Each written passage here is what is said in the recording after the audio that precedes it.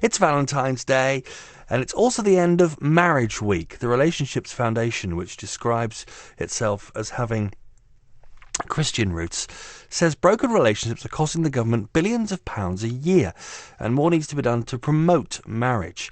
But is all this talk of importance of marriage really relevant when so many couples these days aren't tying the knot?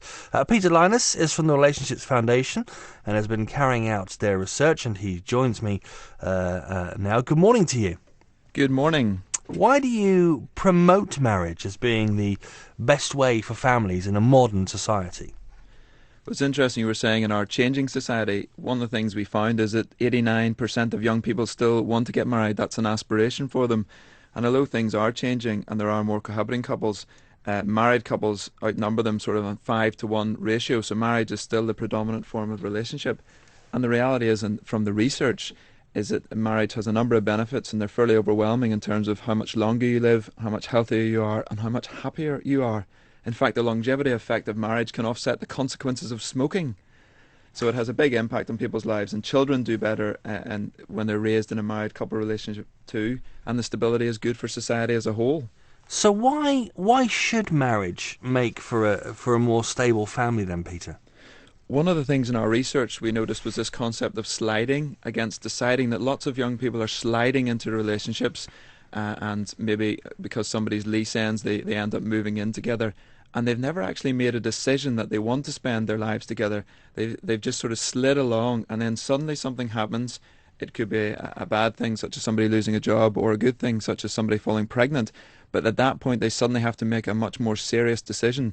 And unfortunately, all too often, the man in that case walks away from the relationship because he feels he's never actually made a decision.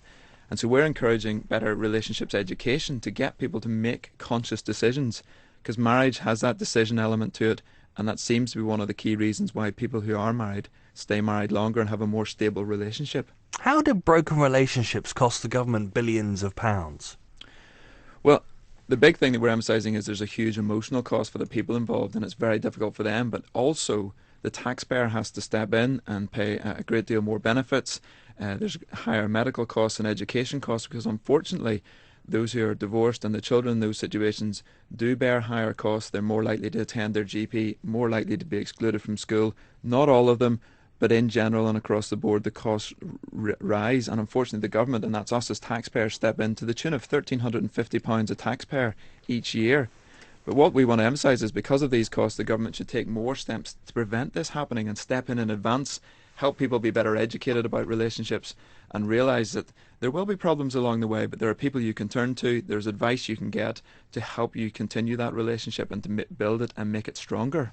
Now, Peter, you've done a great deal of research for Marriage Week. What have your findings been? I think one of the key things is that families are still really important to people, and that marriage is a good thing and an aspiration for so many people, and that it does have a great deal of benefits. But when things go wrong, it's incredibly painful for the people involved, and for all of us, for extended families, for the grandparents. It can be very difficult for them. And that a little bit of help, a little bit of preventative action could really make a big difference. Relationship education works. It's a bit like going to a prenatal class. People before they have babies do that because they need to learn a little bit more about it. Why don't we go along and learn a little bit more about our relationships, some basic skills to help us, and that can make a huge difference to us as a society. And it's going to be a big election issue. The political parties are cottoned on to this. There's been a lot of debate around marriage taxes and about families, because we're all part of a family and we all have an interest in this area. So, as you say, there is a big election coming. Well, an election coming up. There's nothing bigger than an election, is there? This year, what would you like the key parties to be putting in their manifesto towards marriage? Well, we want them to think bigger. We want them to support marriage and to incentivise it, if you like, and say it is an important thing and it is a public institution that's worth saving. And we don't want to be prejudiced against it. We need to just say it's a good thing. There are other forms of stable couple relationship, but we should encourage that because it's good for the couple and for the children.